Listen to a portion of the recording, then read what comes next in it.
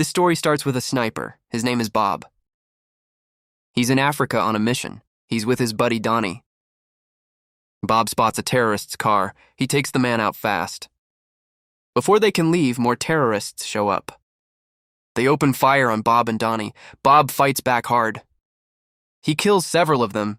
Then an enemy chopper shows up. It starts dropping bombs nearby. Bob calls the CIA for help. But no one answers him. In the chaos, a bullet hits Donnie. He dies right there. Furious, Bob fires at the chopper.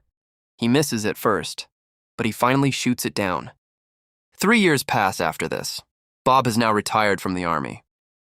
He lives with his dog in the woods. He's living a quiet, normal life. One day, a man named Isaac Johnson visits him. Isaac is the head of the CIA. He's learned something urgent. There's a plot to kill the president. So he comes to see Bob. He wants an expert's help. Bob's job is to plan attacks, ways someone might kill the president. This way, Isaac's team can prepare. They'll be ready for any threat. At first, Bob says no. He's retired and wants to stay that way. But Isaac explains how serious this is. So Bob finally agrees to help. Before leaving, Isaac briefs him fully. He tells him everything he knows. He asks Bob to come to Washington. A week later, Bob arrives in D.C. The president will speak there soon. After days of research, Bob has an answer. The attack will happen in Philadelphia. Isaac thanks him for the tip. He asks Bob to come on speech day too. The days pass by quickly. Soon the speech day arrives. The president will speak to the whole country. Bob joins Isaac in a nearby room. From there, they can see the whole city. Bob meets a man named Michael Sawyer. He's part of Isaac's team. He handles the president's security. As the president steps on stage, Bob speaks up. This is the best chance for an attack. Get him off the stage right now. But before he finishes, a cop shoots Bob. At the same moment, a sniper fires. The bullet hits the president. Bob smashes the window in shock. He flees the scene fast. Isaac's team cleans the whole room. They plant Bob's sniper rifle. They leave his fingerprints too. An FBI officer named Nick shows up. He tries to stop Bob, but Bob easily overpowers him. He cuffs Nick and starts to leave. He tells Nick he's innocent. He says he's being framed. He drives off in Nick's own car. But before he can leave the city, an FBI team starts chasing him. Bob dodges into a car wash. He quickly patches up his wound. A little later, he hits the road again. Police surround him from every side. With no way out, Bob reverses hard. He drives straight into a river. The FBI searches the river. But they can't find him. He'd already escaped, hidden under a boat. A little later, he reaches the shore. He steals a truck and drives off. Meanwhile, news channels air his photo. They call him the president's killer. At FBI headquarters, Nick's boss is furious. Bob had escaped right under his nose. Nick tells him what Bob said. He claimed he didn't kill the president. But his boss doesn't believe him. He demotes Nick right away. Nick is sent to work in the call center. That night, Bob sneaks into a supermarket. He cuts the power first. He buys supplies from a lady inside. Then he heads to the bathroom. He treats his gunshot wound. The lady grows suspicious of him. She quickly calls the FBI. Nick happens to take the call. She tells him Bob was just there. Nick trusts her and reports it, but his boss ignores him again. All night, Nick digs into the case. He learns everything he can about Bob. The next morning, a colleague arrives. She sees Nick working on the case. She tells him something strange. The cop who shot Bob was murdered. It happened just last night. Now Nick is sure of something. Bob is innocent and he's being framed. Meanwhile, Bob visits a woman's home. She's actually Sarah, Donnie's widow. This is their very first meeting, but she's known of him for years. After Donnie died, Bob wrote her a letter. He's sent her flowers every year since. Sarah saw Bob's face on TV. She first refuses to let him in, but he insists he's innocent. So she finally lets him in. Sarah tells him something shocking. The president is actually just fine. That bullet hit someone else. It struck a foreign politician instead. Meanwhile, Nick checks nearby buildings. He's near the crime scene. He finds sniper tripod marks.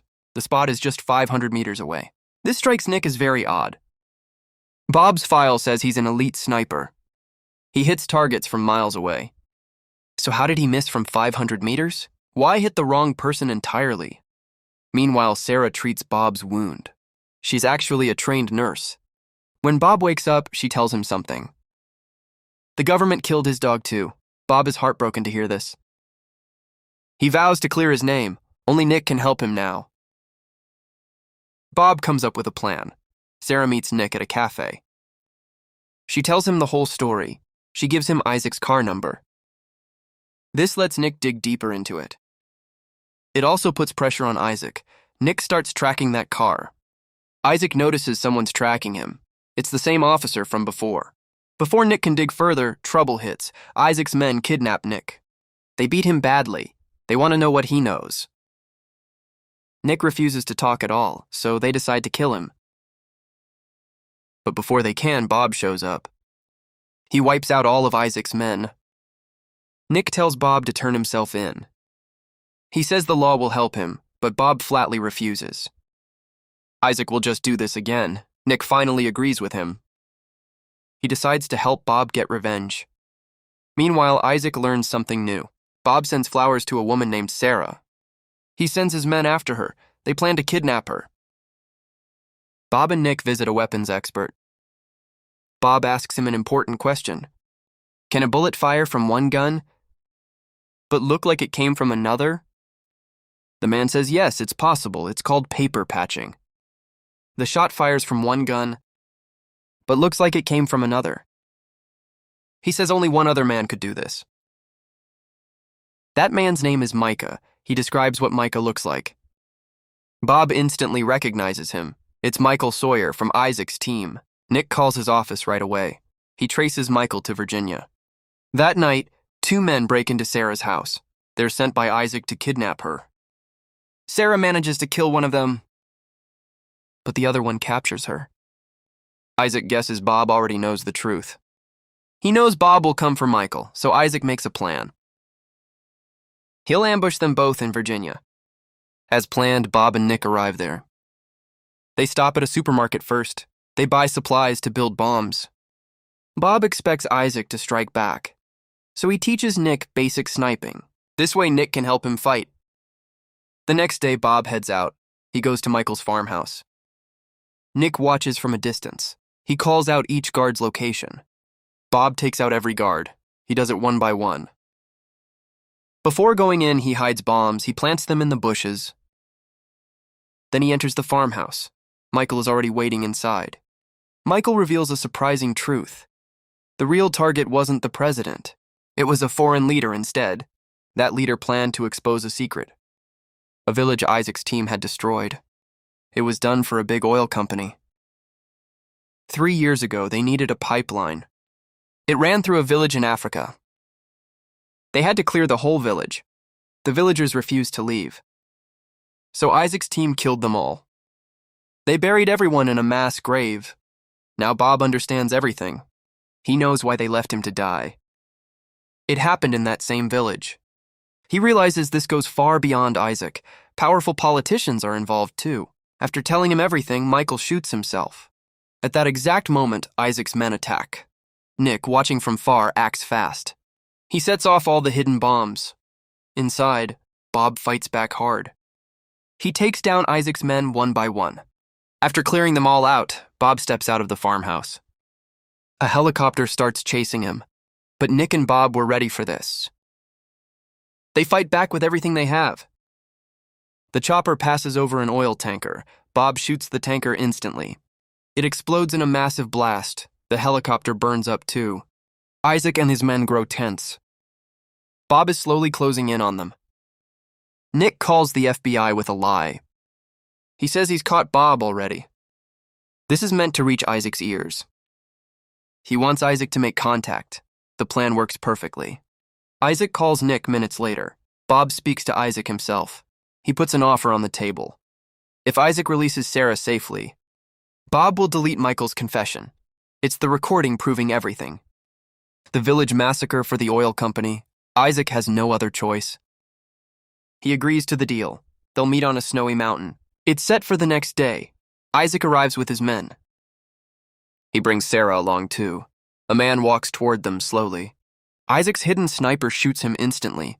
Isaac thinks it's Bob who's dead. But it was all a trick. That man was actually Nick. He wore a bulletproof plate. It was hidden under his jacket. As the sniper fires at Nick, his location is revealed to Bob. Bob takes the perfect shot. A headshot ends the sniper instantly. He fires one more shot. It hits the man holding Sarah. Meanwhile, the FBI chief gets a letter. Nick had sent it to him. It reveals the whole truth about this entire mission. After reading it, the FBI moves fast. They head straight to the mountain. They plan to arrest Isaac and Bob. After killing the sniper, Bob steps out. He walks into the open. Nick disarms Isaac's men. Sarah grabs a gun suddenly. She kills the man who tortured her. Bob calms her down gently. Then he speaks to Isaac. A man named Malcolm is there too. Malcolm says the recording means nothing. Top officials are protecting them too. Bob realizes something important. Exposing this would get Nick and Sarah killed. So he burns the recording instead. He does it right in front of them. Just then, the FBI arrives. They arrest Bob, Isaac, and his men. Days later, Bob faces court. Isaac and his men are there too. Bob requests his rifle back. He wants to prove his innocence. He tells the judge something key. He'd removed the firing pin that day. Without it, the gun can't fire. To prove it, he aims at Nick. He pulls the trigger right there. No bullet fires out. It stays stuck inside the gun. This proves Bob's innocence completely. The court finally clears him. But they take no action against Isaac. The last piece of evidence was already burned. That night, Isaac and Malcolm celebrate. They're back at the farmhouse. But then Bob shows up. He starts killing Isaac's men. He takes them out one by one. As Isaac stands up in fear, Bob shoots him in the chest. He goes inside the house. He kills Malcolm too. Before leaving, Bob sets a trap.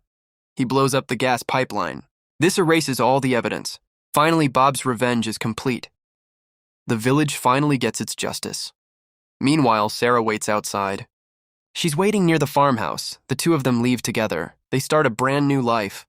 I hope you enjoyed today's story.